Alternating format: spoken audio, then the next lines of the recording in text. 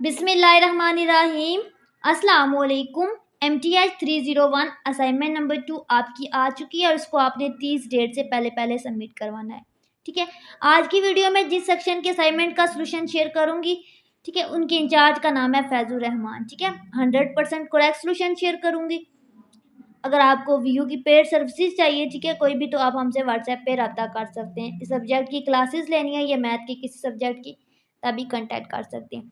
Basically ये जो assignment है इसके दो क्वेश्चन थे, question number 1, question number 2। Question number 1 में कहा क्या क्या क्या गया था। क्वेश्चन नंबर 1 में आपको ये आर टी गिवन था, ठीक है, और पॉइंट गिवन था t इज इक्वल टू 1। अब आर टी हमारे पास क्या होता है, वेक्टर होता है। ठीक है, ये एक इक्वेशन होती है और आर टी जिसमें आई जे के आ जाते हैं वो वेक्टर हो जाते हैं। ठीक है, तो ये कौन सी है, वेक्टर इक्वेशन है। इसकी वेलोसिटी निकालनी है आपने, ठीक है, और पॉइंट भी गिवन है। तो आपने वेलोसिटी निकालनी है एक, और एक एक्सेलरेशन निकालनी है। तो देखें, वेलोसिटी बेसिकली क्या होती है हमारे पास, इसका फार्मूला क्या होता है कि जो हमारे पास वेक्टर इक्वेशन होती है उसका डेरिवेटिव लेते हैं, और एक्सेलरेशन क्या होती है, जो वेक्टर इक्वेशन होती है उसका 2 दफ़ा डेरिवेटिव लेते हैं, या फिर अगर वेलोसिटी गिवन है तो वेलोसिटी का डेरिवेटिव लेते हैं। ठीक है, तो यहाँ पे हमें इक्वेशन गिवन है तो इसका 2 दफ़ा डेरिवेटिव लेंगे।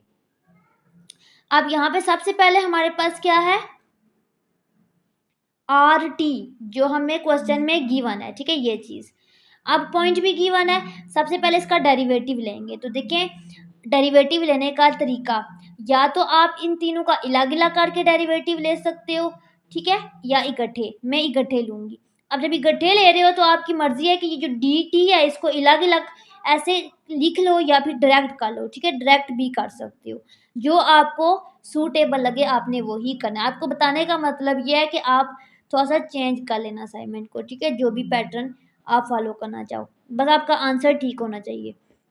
अब D by D T of D T I के अलॉन्ग लेना है, फिर जे के, फिर के मैंने अलग अलग कर लिया। अब हम टी का डेरिवेटिव लेंगे तो टी क्या है, एक नंबर है, इसका डेरिवेटिव क्या होगा, 1 होगा। ठीक है, टी स्केयर है ना, तो इसकी पावर 2 शुरू में आ जाएगी और पावर 1 कम हो जाएगी, तो 2 - 1 1 आ जाएगा, यानी कि 2t की पावर 1 आ जाएगा और उसको हम 2t ही लिखते हैं। ठीक है, के लॉन्ग करेंगे तो 2 आ जाएगा और t का डेरिवेटिव 1 हो जाएगा, तो 2 1 2 हो जाएगा। ठीक है, ये इसका आ गया हमारे पास आंसर। अब आई और टी, और ठीक है, टी की फॉर्म में आ रहा है, तो टी वाला पॉइंट यहाँ पे पुट करेंगे तो हमारे पास वेलोसिटी आ जाएगी। तो टी वाला पॉइंट हमने 1 पुट किया तो हमारे पास सॉल्व आउट करने के बाद ये इसका आंसर आ गया है, that is equal to i plus 2j plus k. ठीक है, नेक्स्ट आपने एक्सेलरेशन फाइंड आउट करनी है। तो मैं आपको बता चुकी हूँ कि एक्सेलरेशन में आप जो आर टी वाली इक्वेशन है उसका 2 दफ़ा डेरिवेटिव लेते हो, अगर वेलोसिटी गिवन है तो वेलोसिटी का 1 दफ़ा डेरिवेटिव लेते हो। तो यहाँ पे हमने जो वेलोसिटी फाइंड आउट किया ना वो आर टी का डेरिवेटिव ही है। तो इसी डेरिवेटिव का अगर दूसरी दफ़ा डेरिवेटिव लोगे तो आपके पास एक्सेलरेशन आ जाएगी, या फिर इस वेलोसिटी का लोगे तो अब भी आ जाएगी, तो बात एक ही है आर। ठीक है, अब हम क्या करते हैं, जो वेलोसिटी फाइंड आउट की है, ठीक है, उसका डेरिवेटिव ले लेते हैं।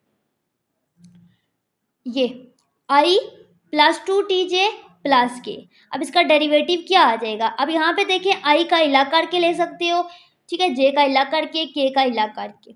ठीक है, मैंने फिर जैसे पीछे मैंने किया था ना इकट्ठे, ऐसे ही मैं यहाँ पे भी करूँगी।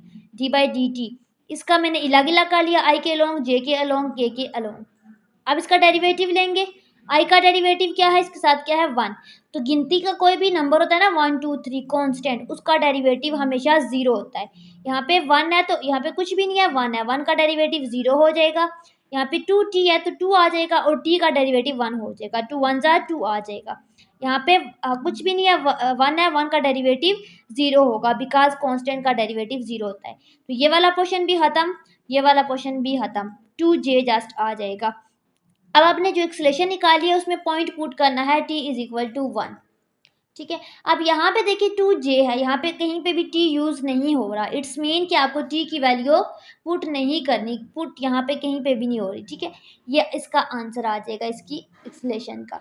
ठीक है, आपने यही फाइंड आउट करना था, वेलोसिटी और एक्सेलरेशन। 5 नंबर का क्वेश्चन था। ठीक है, ये इसका 100% करेक्ट आंसर है एंड वेरीफाइड आंसर है।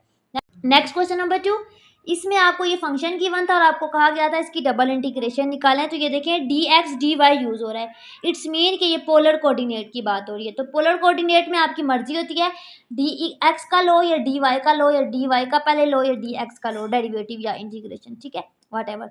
अब यहाँ पे क्या है कि आप x वाले की इला करके भी ले सकते हो, y वाले की ला करके भी ले सकते हो, जैसे पिछले क्वेश्चन में मैं आपको बता रही थी, या फिर आप y की पहले इंटीग्रेशन कर सकते हो, x की बाद में कर सकते हो, ठीक है, इट्स अप टू यू। लेकिन मैं क्या करूँगी यहाँ पे, मैं वही पैटर्न फॉलो करना चाहूँगी जो क्वेश्चन में इन्होंने दिया हुआ है, ठीक है। अब यहाँ पे क्या गिवन था, ये dx को पहले लिख रहे हैं, dy को बाद में लिख रहे हैं, तो मैं पहले dx को इंटीग्रेट करूँगी, उसकी लिमिट पुट करूँगी, देन dy को इंटीग्रेट करके उसकी लिमिट को पुट करूँगी, ठीक है। अब यहाँ पे देखिए, सबसे पहले जब मैं x को करूँगी ना, तो ये जो है y square d x, y square और डी वाई, ठीक है, ये एज इट इज साइड पे आ जाएगा। अब यहाँ पे क्या बच गया है, x बच गया है और डी एक्स बच गया है, यानी कि x और डी एक्स की हम क्या करेंगे,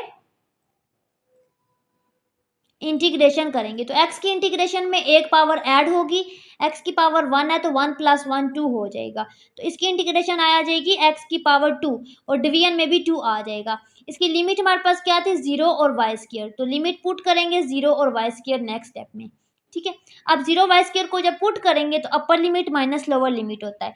यहाँ पे फंक्शन हमारे पास क्या था, एक्स स्क्वायर बाय 2, तो यहाँ पे एक्स स्क्वायर बाय 2 की जगह पे हम लिमिट पुट करेंगे upper limit minus lower limit. Upper limit की वैल्यू वाई स्क्वायर थी तो एक्स की जगह पे वाई स्क्वायर पुट करेंगे, लोअर लिमिट में 0 थी, 0 पुट करेंगे। ये वाला क्वेश्चन तो हो जाएगा खत्म, बिकॉज 0 बाय कोई भी नंबर हो वो 0 ही कंसिडर किया जाता है, ठीक है। अब यहाँ पे आ जाएगा y की पावर 4, 2/2 4/2।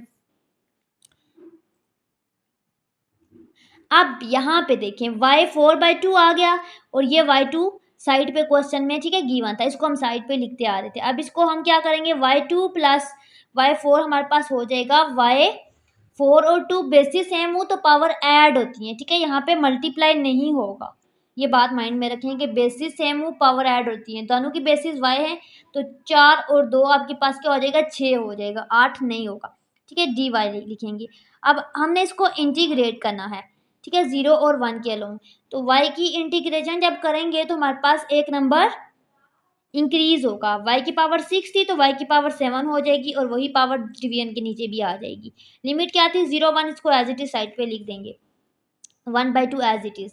अब हमने क्या करना है, 1/2 को, ठीक है, बाहरी रखना है और ये जो 7 y की पावर 7 थी ना, यहाँ पे upper limit minus lower limit करेंगे। अपर लिमिट में हमारे पास 1 है तो 1/7 आ जाएगा, 7/7 और यहाँ पे 0 आ जाएगा, बिकॉज लोअर लिमिट 0 है और 0 बाय कोई भी नंबर 0 हो जाएगा। 1/2 आ जाएगा और यहाँ पे किसी भी नंबर 1 की कोई भी पावर हो, ठीक है, 1 हो 2 हो 3 हो, वो हम 1 ही लिखते हैं, ठीक है, तो 1/7 आ जाएगा एंड 7 2s are 14, 1/14 इसका आंसर आ जाएगा और 100% इसका करेक्ट आंसर है, ठीक है। आई होप कि ये वीडियो आपके लिए बेनिफिशियरी होगी। बाकी चैनल को सब्सक्राइब करें, लाइक करें, शेयर करें। आप लाइक नहीं करते ना सब्सक्राइब करते हैं तो काइंडली आप कर दिया करें सब्सक्राइब। बाकी अगर आपने इस सब्जेक्ट की क्लासेस लेनी है तो आप व्हाट्सएप पे कांटेक्ट कर सकते हैं, नंबर टॉप पे मेंशन किया हुआ है। बाकी दुआओं में याद रखें। अल्लाह हाफिज़।